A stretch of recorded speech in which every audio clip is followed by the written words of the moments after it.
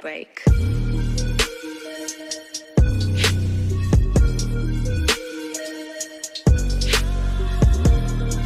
Yo, what's up, bros and broettes, YouTubers? Today is an exciting day. Today we are going to be doing the lift kit on Snow White. So, those of you who do know or heard me talk about it before, I finally ordered my lift kit, and the lift kit's right here. We got the shocks, springs, whatever that is. These were inside the boxes. That's the hardware stuff for the shocks. So that's what we're gonna be doing today. We're gonna be installing this 3-inch lift on Snow White, which is she is a 3rd gen 1999 Toyota 4Runner. So hopefully you guys enjoy the video and like and subscribe. So let's get to it. Before I get too far ahead of myself, I'm gonna go ahead and walk around the car so you can see the difference in the ride height. This is before the lift, so let's go ahead and take a walk around the car.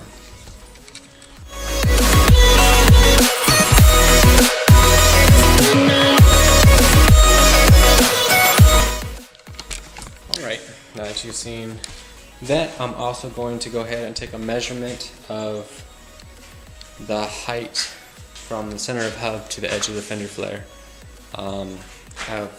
Actually, you know what? I've already taken a video of that, so I'll just edit it into the video right now. So I'm at what, 20 and a half inches? And up here in the back,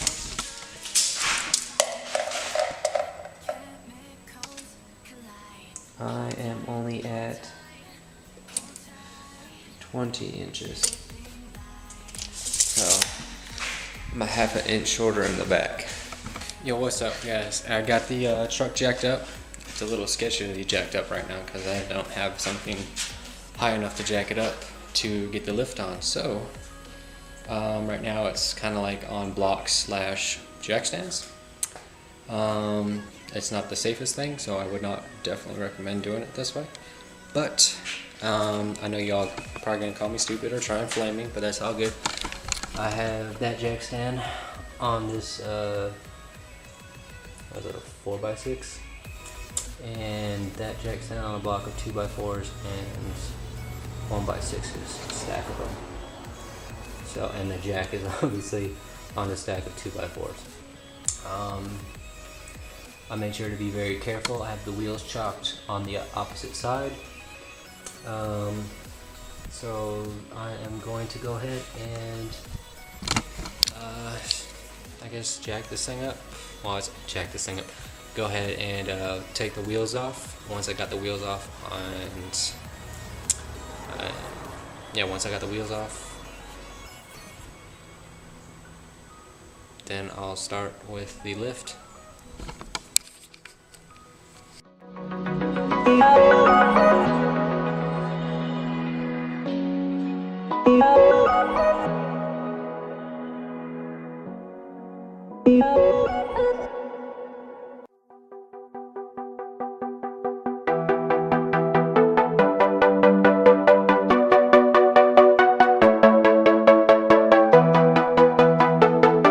Alright, one step done.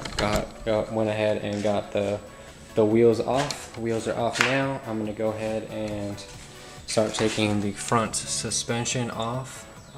There's 3 nuts up here. They look like they're either 12 or 14 millimeter, and then there's the big one down there. I'm not quite sure what size it is, but I will let you know when I get a wrench on it. So I'm gonna go ahead and take those off, and I'll show you the process of doing it, and yeah, we'll go ahead and get that started. I just thought I'd let you guys know that I got the wheel spacer on. That is for another video, but I'm gonna go ahead and take this bracket that holds the hell is this thing called? that holds the ABS brake sensor in place. Then I'm gonna take this Carter pin out. Man, you can't see shit in this video. Then I'm gonna take that Carter pin out, that's right up there. And then take this castle nut off, hit on this until this drops down. I'll probably put a jack underneath it just to catch it so it doesn't just fall. And then I'll be taking the nuts off the top up there, and then this nut down here, and then this shock assembly comes out. And then we'll go ahead and start compressing the spring and taking off the top hat and putting it on the new shocks. So I am going to get started with some of that. I'm going to go ahead and take the those lines off, the brake ABS lines off. So, yeah.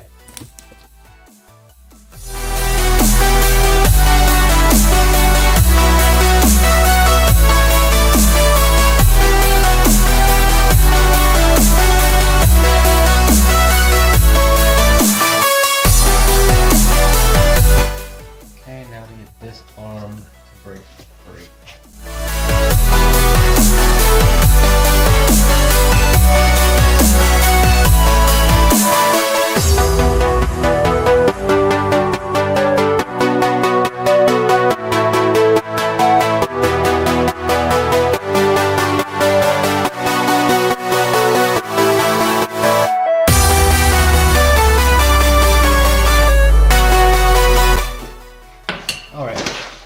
As you can see, I got the upper ball joint out, and it's actually pretty good and stiff.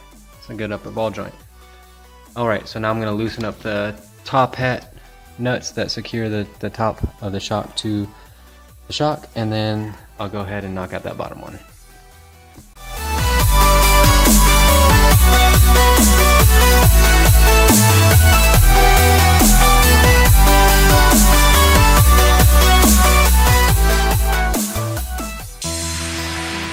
I'm gonna go ahead and get those off, and then I'll be right back.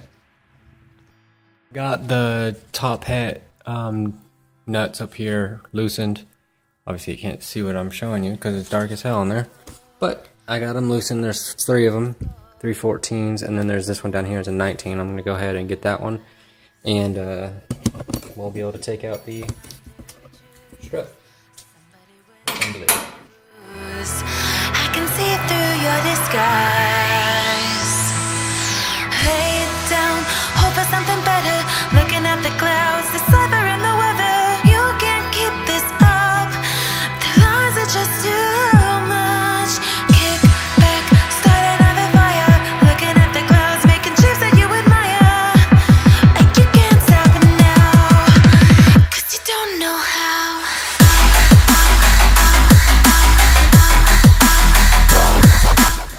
Okay, I'm gonna go ahead and get that last bolt out, and I'll be right back.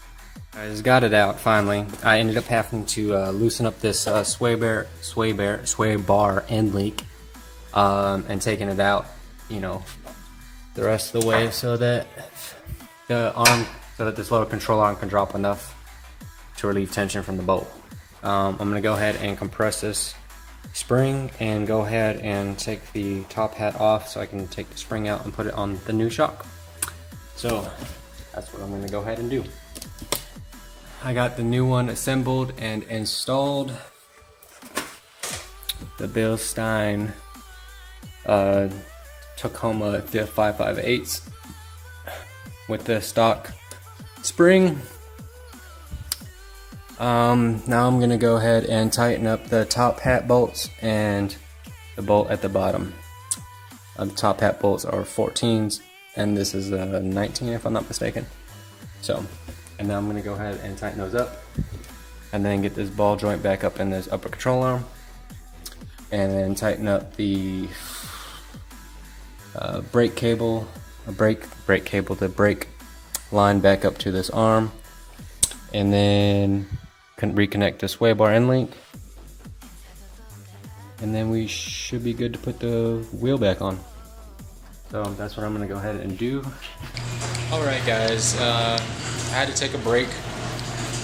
It's getting late as hell, and I got the front driver's side lift in with the wheel spacer and the brakes replaced in the front. But yeah, it's in there. You can't really see shit, but she's in there. Wheel spacer's in there too. I'll come back out tomorrow morning when there's more light. Alright guys, we're gonna be working on the rear lift now. I'm gonna go ahead and start taking off the top nut that holds the top of the shock. Should be 14 millimeter. I'm gonna go ahead and try and squeeze up in there. It is a tight squeeze up in there. Yeah, it's kind of hard to see, but I gotta get up here. Let's put back in there. So, that should be fun. I'm gonna go ahead and try and take that off.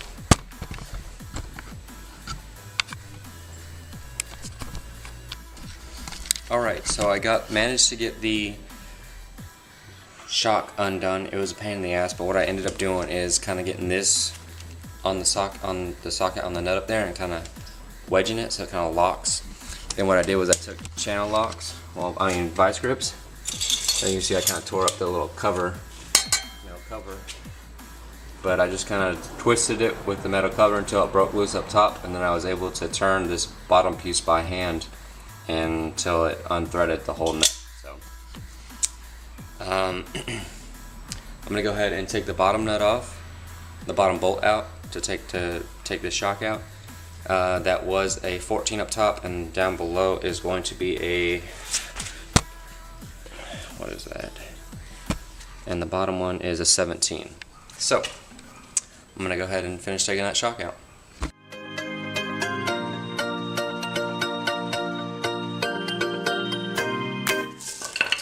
Well, I'm gonna work at this and I'll be back. Alright, I got them out. Well, got the driver's side shock out. That's the old, that's the new. Crap. Good. Alright, now to get this baby in there. Alright, next I'm going to go ahead and disconnect this sway bar end links on both sides. And then the pan hard bar, I'm going to go ahead and unbolt it so that the rear axle has room to go further down. That way I can get the spring out and then get the shock in and then the new spring in on both sides. So that's what I'm going to go ahead and do. Yep. Let's get to it. Alright guys, I got the shocks and springs out on both sides. Now I'm going to show you what the Old Man Umu springs look like compared to the stock springs, because you've already seen what the shocks look like compared to the stock shocks. Alright, stock versus Old Man Umu. Let's get these babies in.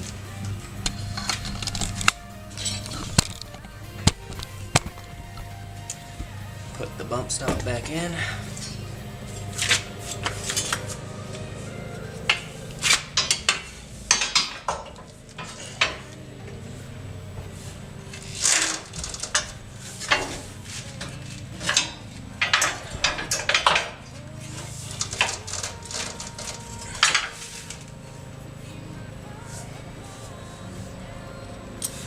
One sec. Alright, spring in. Now I'm going to go do the other side and get that side in. I might need to take this pan hard bar off. Alright, things to take notice for when you're doing the rear lift on this. Things you'll definitely have to do is make sure to disconnect your rear sway bar end link so you can get enough droop in the suspension to get the new springs in because they are tall. Make sure to disconnect the pan hard bar from the frame, and also make sure to disconnect your brake lines from the rear axle so you don't pull on them and break them. So I got the springs in. Now I am going to put the shocks in. I took some grease and put it in the bushing there because it was being a pain in the ass to get on, so that should help. let's get these in there.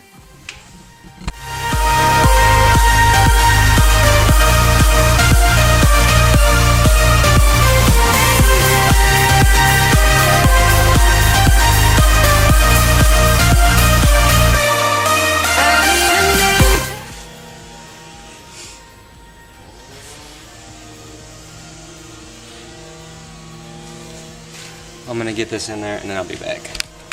Alright, finally got the rear shocks and coils in for the 3-inch lift on Snow White here. I'm gonna re-hook up back up the sway bar there, sway bar end link I mean, and the pan hard bar. I'll probably end up getting the Toy Tech weld-in 3-inch drop for that. So, you know, because it tracks a little bit, I think, to the one side or the other once you lift it. You know, it's not much, but I heard it's like a 1/4 inch or something like that. And I'd rather just have it track evenly. Yep, and then I'll re-hook up the brake lines and put the brake drums back on, and adjust the brake shoes, and then the wheel spacers, and then the wheels, and then finish that passenger side front, and then I'll be done, aside from getting a alignment. So I'm going to hook these things back up that I just talked about, and then I'll show you what it looks like, and then we'll go from there. So this is Snow White. Now that she's lifted, I'll take some better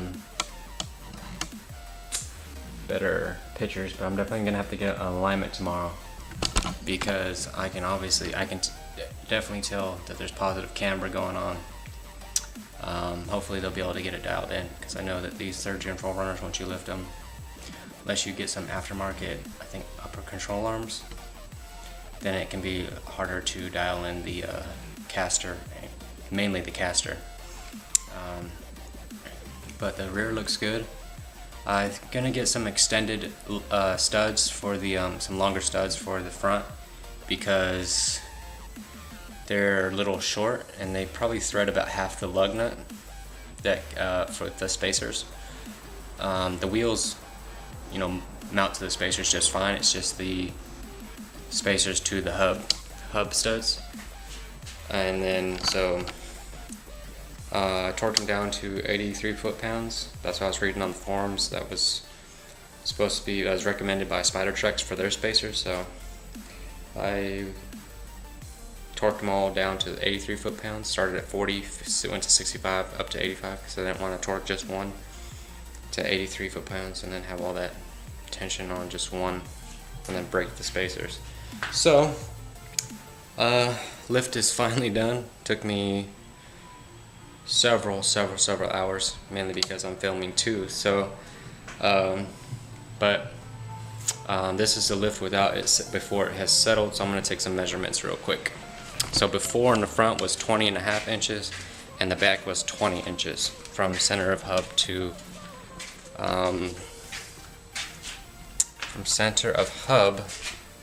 the edge of the fender flare. So let's go ahead and measure.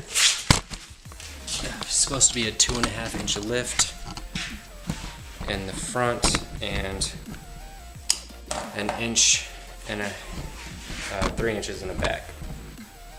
So let's see where I'm at.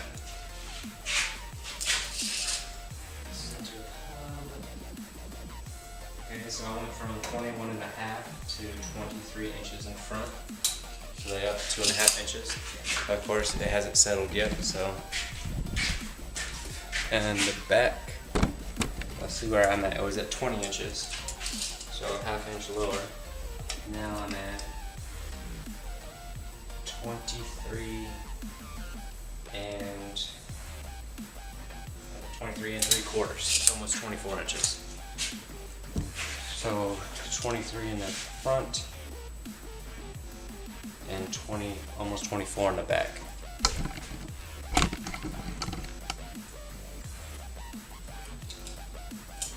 So yeah, works for me. Yeah, obviously, again, this hasn't settled yet, and I still need to run to advance and get some second generation 4Runner